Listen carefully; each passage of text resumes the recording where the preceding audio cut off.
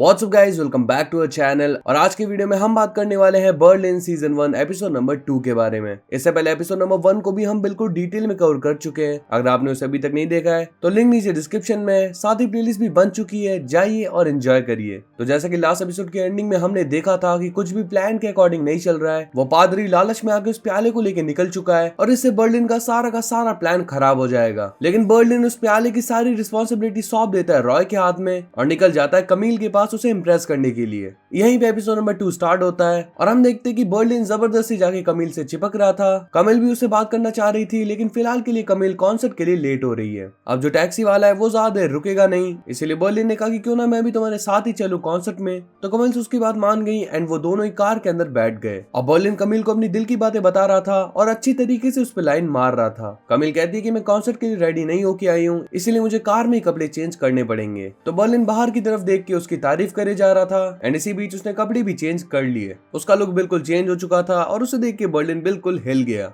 On the other hand Roy जा रहा था उस पादरी से प्याला छीनने, तभी उसके पास आ गई कैमरॉन एंड रॉय ने उसे कहा कि तुम सीसीटीवी पे नजर रखो, तब तक मैं वो प्याला छीन के आता हूँ। लेकिन यहाँ पे कैमरॉन ने उससे पूछा कि तुम अकेले ये कर पाओगे। उसे खुद पे पूरा का पूरा कॉन्फिडेंस था कि वो ये सब कुछ कर लेगा, लेकिन कैमरॉन ने उसे सब कुछ समझाया कि एक हाथ से तुम्हें क्लच भी पकड़ना पड़ेगा, एक हाथ से रेस भी देनी पड़ेगी, साथ ही ब्रेक भी मारना पड़ेगा और ये सब कुछ एक ही हाथ से नहीं हो सकता। एंड वैसे भी कैमरॉन को बाइक का काफी ज्यादा शौक है, तो वो भी उसके साथ चलती है और वो प्याला छीनने के लिए आए होते हैं। लेकिन यहाँ पे पादरी के साथ वही दो हट्टे कट्टे लोग होते हैं। फिर भी वो प्याला छीनने की ट्राई करते हैं, लेकिन पादरी काफी ढीठ था। वो घसीटता चला जाता है लेकिन उस प्याले की बैग को नहीं छोड़ता। तभी उन दोनों गंजों में से एक गंजा उन्हें मार के नीचे गिरा देता है। अब वो दोनों बैग लेके यहाँ से निकलते हैं। साथ ही यहाँ पे शादी हो रही थी तो डेफिनेटली वो यहाँ पे इंटरप्शन ले आते हैं। यहाँ पे उन्हें कार मिलती है और कार लेके वो यहाँ से निकल रहे होते हैं, पर वो दोनों गंजे इनका पीछा नहीं छोड़ते। जब वो कार लेके आगे पहुंचते हैं तो यहाँ देखते कि यहाँ पे तो मैयत भी निकल रही है, मतलब शादी और मैयत दोनों एक साथ। बिल्कुल बॉलीवुड मूवी का सीन लग रहा है। तो अब कार को छोड़कर वो घुस जाते एक पार्किंग लॉट में, पर वो दोनों गंजे भी यहाँ पे पहुंच जाते हैं और उन्हें पता चल जाता है कि ये दोनों यहीं पे हैं। इतने हट्टे कट्टे लोगों से ये दोनों फाइट करके तो नहीं जीत सकते, इसीलिए रॉय अपना दिमाग लगाता है और सारी की सारी कार्स के सायरन ऑन करने लग जाता है, जिससे कि काफी ज्यादा आवाज हो और इन दोनों को उनके कदमों की आहट ना आए। इसके बाद वो दोनों कार के अंदर बैठ के ऐसे निकलने की ट्राई करते हैं, बट अफसोस वो उस कार को हॉट वायर नहीं कर पाते। फिर एक कार को वो चला तो लेते हैं, लेकिन वो कार जाती है ठुक एंड अभी दोनों टकले उन्हें घेर लेते हैं और प्याला अपने अंडर कर लेते हैं। एंड फिलहाल के लिए उन दोनों के पास सबसे अच्छा ऑप्शन था कि वो दोनों यहाँ से भाग जाएं, तो डेफिनेटली वो ऐसा ही करते हैं। ऑन द अदर हैंड हम देखते हैं बर्लिन को, जो कि कमील के साथ बहुत ही ज्यादा मजे करता है एंड कमील को भी उसका ये अवतार पसंद आता है। कमील जानती थी कि बर्लिन बिल्कुल भी ऐसा नहीं है, आज उसी के चक्कर में वो इतना कुछ कर रहा है, जैसे कि बियर को सीधा मुंह से लगा के पीना, अदरवाइज वो बियर को ग्लास में लेता है। साथ ही उसे पसंद है क्लासिक चीजें, वो काफी ज्यादा फॉर्मल है, लेकिन कमील को इम्प्रेस करने के लिए वो आज इनफॉर्मल हो गया। इसके बाद दोनों एक दूसरे को बाय करके अपने अपने रास्ते निकल लेते हैं और फिर हम देखते हैं ब्रूस को, जो कि केला के रूम में जाता है एंड यहाँ पे उसे गेम टाइप गॉगल्स मिलते हैं जो कि उसे वर्चुअल रियलिटी के अंदर ले जा सकते हैं। एक्चुअली ये केला के थे, लेकिन ब्रूस उसे मना के ट्राई करने की परमिशन मांग लेता है। वो उन ग्लासेस को ट्राई करता है, लेकिन वो आगे नहीं बढ़ पा रहा था, तो कैला उसके हाथ पैरों में सेंसर्स लगा देती है और इसके बाद वो इस ब्यूटीफुल वर्ल्ड में चल पाता है। एक्चुअली कैला को अकेला रहना पसंद है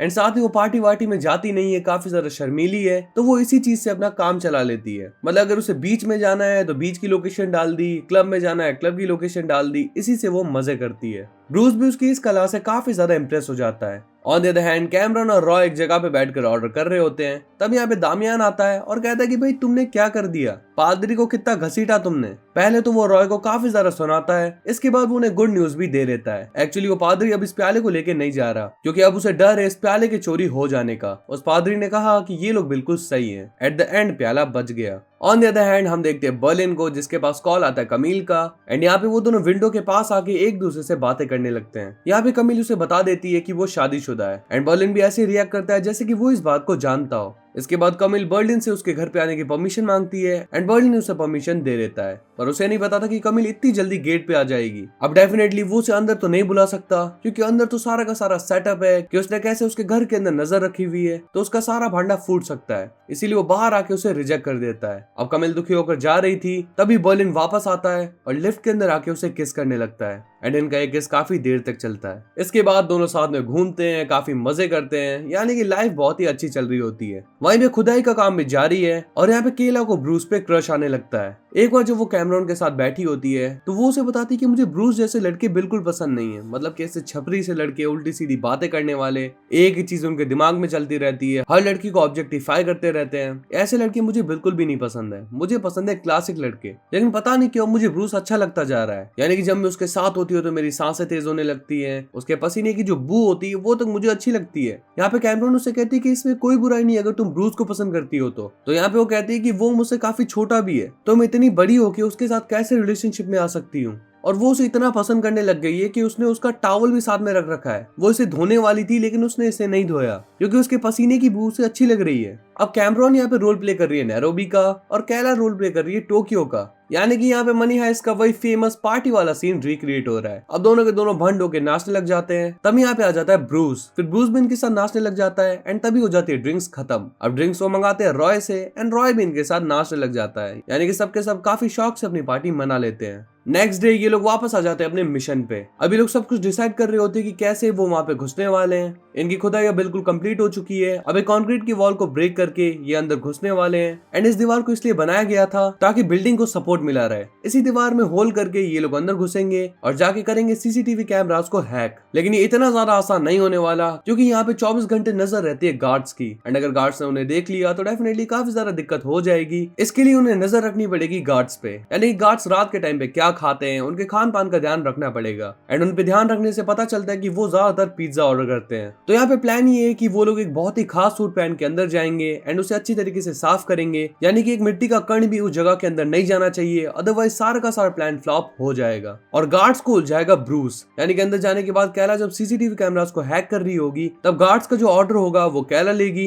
एंड ऑर्डर देने जाएगा ब्रूस। वो थोड़ा सा लेट पहुंचेगा, साथ ही पिज्जा भी ठंडा होगा और ड्रिंक भी जो उन्होंने मंगाई होगी वो नहीं होगी and as we all know एक भूखा इंसान काफी ज्यादा जल्दी गुस्सा हो जाता है। तो यहाँ पे ब्रूस काम करेगा उन्हें उलझाने का। वो ऑलरेडी काफी ज्यादा गुस्सा होंगे एंड ब्रूस उन्हें और भी ज्यादा गुस्सा दिला रहा होगा, साथ ही उसकी बॉडी की नसें थोड़ी सी फंक्शनिंग बंद कर दे, इसके लिए वो एक गोली भी खा लेगा एंड गार्ड जब बहुत ही ज्यादा गुस्सा हो जाएंगे तो उसे एक्टिंग करनी है लेटने की, बाकी का काम गोली कर देगी। लेकिन ये सब कुछ जितना सोचा था उतना ज्यादा इजी भी नहीं होता। केला पूरी की पूरी मेन वायर ही काट देती है, फिर उसे जोड़ने में भी उसे काफी टाइम लग जाता है, बट एट द एंड वो इस कैमरे को हैक कर लेते हैं। अब इसके बाद ये लोग जब चाहे अंदर जा सकते हैं, जब चाहे बाहर आ सकते हैं, यानी कि अब सब कुछ इनके कंट्रोल में है। ये वैसे अंदर जाएंगे जैसे किसी होटल में आए हो। और इसी के साथ एपिसोड नंबर 2 भी यहीं पे खत्म हो जाता है। तो अगर आपको ये वीडियो एंड हमारे एफर्ट्स पसंद आए तो वीडियो को लाइक जरूर कर देना, साथ ही चैनल पे नए हो तो चैनल को सब्सक्राइब भी कर देना। और अगर आपने मनी हाइस्ट सीरीज नहीं देखी है तो चैनल पे पूरी की पूरी प्लेलिस्ट है मनी हाइस्ट सीरीज, साथ ही फ्रेंचाइज एक्सप्लेनर चैनल पे जाकर आप एक ही बार में पूरा का पूरा सीजन देख सकते हैं। इससे आपको बार बार एपिसोड स्विच करने नहीं पड़ेंगे। अपने सभी फ्रेंड्स के साथ वीडियो को शेयर भी कर देना। So we'll see you in the next one. Till then, peace up.